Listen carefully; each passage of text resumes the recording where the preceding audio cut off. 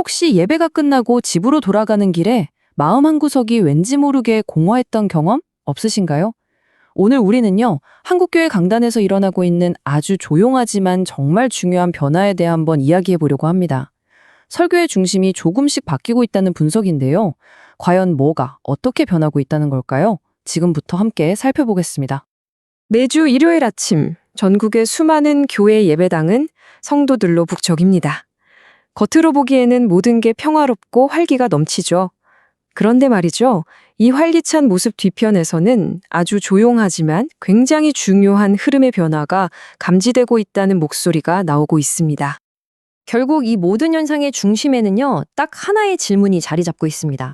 지금 강단에서 선포되는 말씀, 그 설교의 진짜 주인공은 과연 누구인가? 바로 이 질문에서부터 오늘 우리의 이야기가 시작됩니다.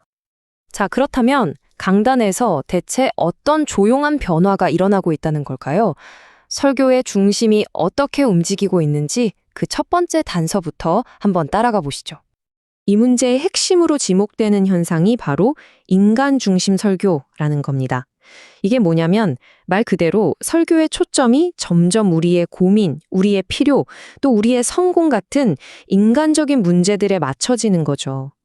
그 결과 본래 설교의 가장 중심에 있어야 할 예수 그리스도는 뭐랄까 슬쩍 주변부로 밀려나고 있다는 아주 날카로운 지적입니다. 그럼 이런 인간 중심 설교는 우리가 예배 시간에 구체적으로 어떻게 느낄 수 있을까요? 그 특징들을 하나하나 짚어보겠습니다.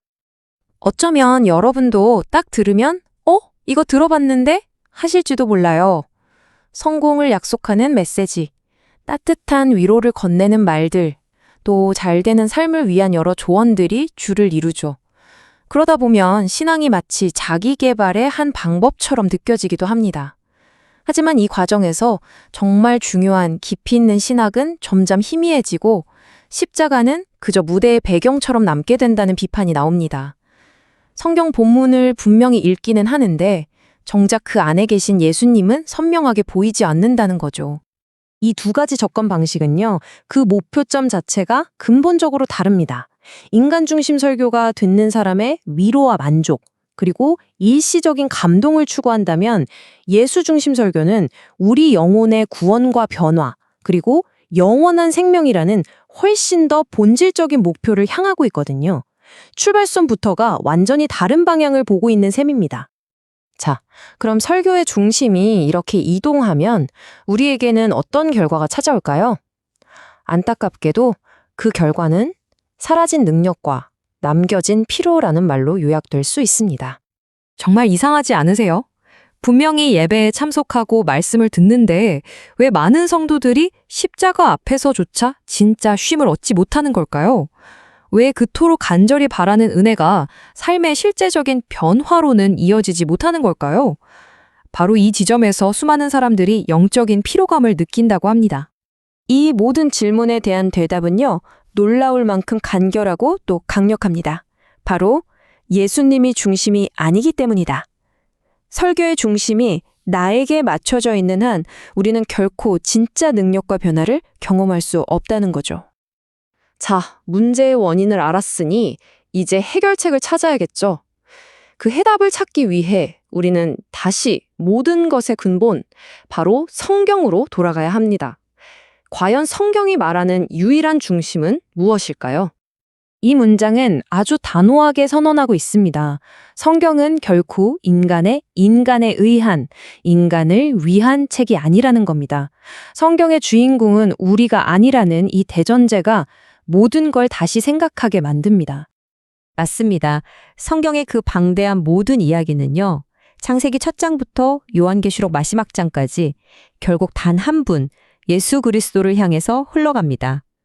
성경의 유일한 주인공, 유일한 중심은 바로 예수님이라는 선언인 거죠. 그렇다면 이제 우리가 나아가야 할 방향은 너무나도 명확해 보입니다. 모든 것을 제자리로 돌려놓는 것, 바로 다시 예수 중심으로 돌아가는 겁니다.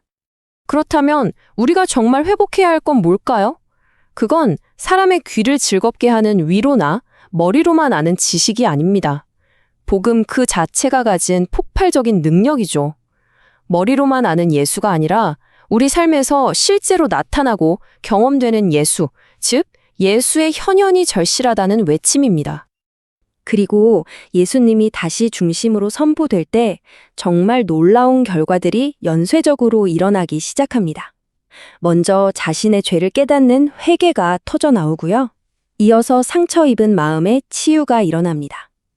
그리고 깨어졌던 가정에 회복이 찾아오죠.